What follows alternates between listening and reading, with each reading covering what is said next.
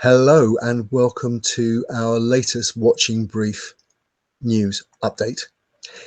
And if you don't know what happened at the European Association of Archaeologists meeting at Belgrade last weekend at the time of recording, look up our previous update and also the coverage on the pipeline and commentary on ArchaeoSoup and on my Blue Sky feed and on the ArchaeoSoup feed.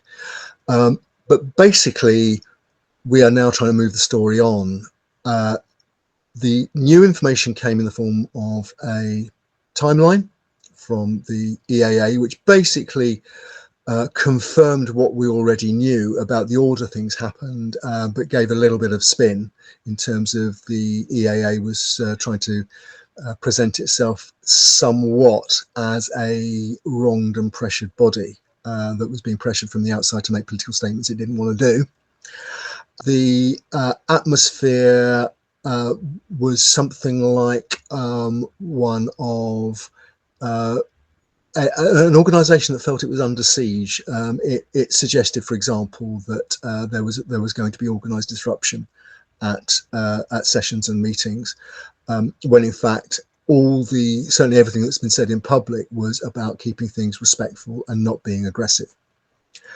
The upshot of all of that is that the meeting came to an end on Saturday, on Saturday at the time of recording, and it was followed by yet another statement from the executive board of the EAA, which is a sort of an attempt to wash up really what had happened. It begins by saying, in part, going forward, the European Association of Archaeologists, EAA, must design a larger project in which we revisit the nature of politics and political activism with regards to the EAA statutes, spirit and ethos. Now that suggests that they recognise that the mechanisms they were working under in Belgrade last week basically aren't fit for purpose, particularly faced with a community that wants action and commentary on really contentious difficult ethical and humanitarian issues like Israel, Gaza and the West Bank. They also say, and it, again, what might be something of a mea culpa, we must critically reflect on the EAA internal practices. The XB, that's the executive board, which governs the EAA, will be working with the nomination committee, advisory committee and others.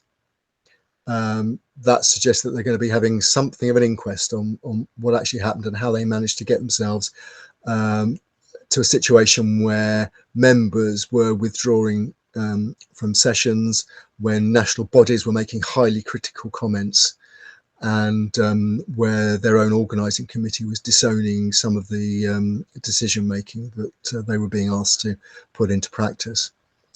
But then in what could be seen as attempting to get their excuses in first if what they produce doesn't satisfy any or all of the critical membership. They say, quote, "We further ask for your necessary patience as we deal with this crucially significant situation. All of us volunteer our time and a big task is ahead of us." That's almost a sort of preparing for defeat, if you like, or certainly preparing people for the disappointment, and certainly it doesn't suggest that there's going to be any significant action anytime soon.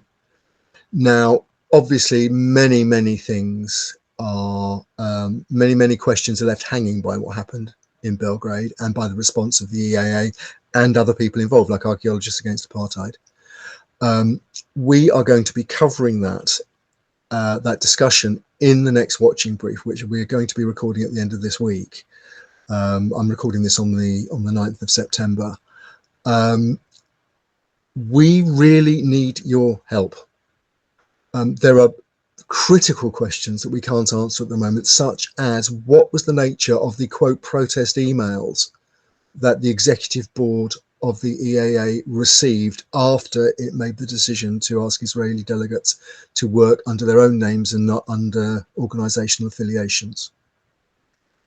They say they received protest emails. There are allegations on social media that some of those emails were personally directed at individual members of the board, and that the individual members of the board felt bullied and threatened.